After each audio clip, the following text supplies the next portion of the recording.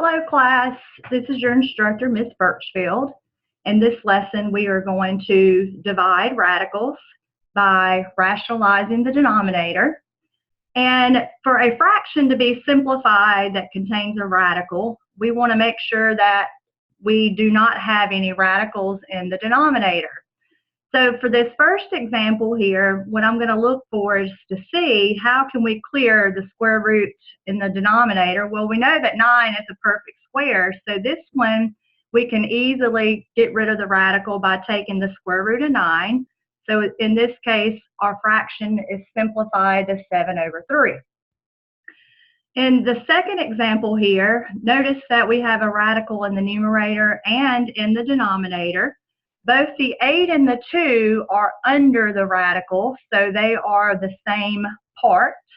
So we can simplify this one by dividing 2 into 8. We can get the square root of 4, and then of course 4 is a perfect square. The square root of 4 is 2. In this third example, notice the square root of 11. 11 is not a perfect square, and we can't divide the numerator and the denominator together. So for us to get rid of the radical in the denominator, what we're going to do is rationalize the denominator. And we can do that by multiplying by a form of 1. If I multiply by 1, just 1, it's not going to do anything to my fraction here, but I could multiply by the square root of 11 over the square root of 11, because square root of 11 over square root of 11 is a form of 1, which will not change the value of our fraction. So here we're going to multiply the parts. 5 is outside, the 11 is under, so we're just going to combine them as 5 square root of 11. In the denominator, I will show this. When we multiply the 11 and the 11 together, they're both under the radical. So that would give me the square root of 121, which 121 is a perfect square, so we can get rid of the radical by taking the square root of that, which is 11. What I want to look for is to make sure the 5 is outside, the 11 is outside. We cannot reduce that, so our simplified fraction is 5 square root of 11 over 11.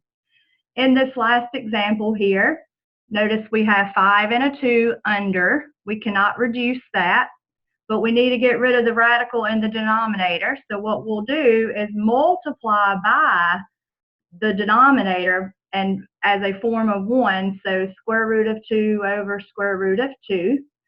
We can multiply the parts. 5 is under, 2 is under, so we can multiply 5 times 2 to get 10. And then on the bottom, notice what happened with the previous example. Basically, the radical just goes away. So what I'm just going to do here is just remove the radical and write 2. Now, it's very tempting to think, oh, okay, well, I can simplify the 10 and the 2, but remember your parts. 10 is under, 2 is not. So we're going to leave our answer as the square root of 10 over 2. What if the denominator contains a binomial? Well, we have to multiply by a binomial. So what we're going to do to rationalize a binomial denominator, we're going to have to multiply by what's called the conjugate. Remember, the conjugate is a binomial that contains the same terms but different signs. So find the conjugate of 2 minus the square root of 3. Well, the conjugate will just be 2 plus the square root of 3. And the conjugate of the second example here will be the square root of 6 minus 3 square root of 7. So now that we've practiced the conjugates, let's now simplify these fractions and rationalize the denominator by multiplying by the conjugate of the denominator. So in this case, the conjugate of 5 plus the square root of 2 will be 5 minus the square root of 2 over 5 minus the square root of 2. Remember, we have to multiply by the same thing in the numerator and the denominator. Now, what I'm going to do, since we only have one term in the numerator, you can distribute, but I'm just going to write the 8 in front and then just leave my binomial like it is. And then the bottom, I'm going to FOIL it all out just to show you what's going to happen. So 5 times 5 is 25. 5 times negative square root of 2 is negative 5 square root of 2. Square root of 2 times 5 is a positive 5 square root of 2. And then the square root of 2 times a negative square root of 2 is going to be a negative. Remember what's going to happen, the radical goes away, so it's just going to be a negative 2. Look at the middle terms. Notice that they're going to cancel out. So we will have 5 minus square root of 2 in the numerator, and then we're going to subtract 25 or 2 from 25 to get 23. So this is your answer, or if you want to distribute it out, you can distribute the 8 to get 40 minus 8 square root of 2 over 23. Either of these will work for your answer. Here over in the last example, we're going to rationalize the denominator by multiplying by the conjugate of the denominator. So the conjugate is going to be 6 minus the square root of 5. I'm going to do the same thing as I did the previous. I'm not going to distribute. I'm going to write 31, and I'm going to leave the binomial like it is. And then I'm going to kind of skip some steps. Remember what happened in the previous.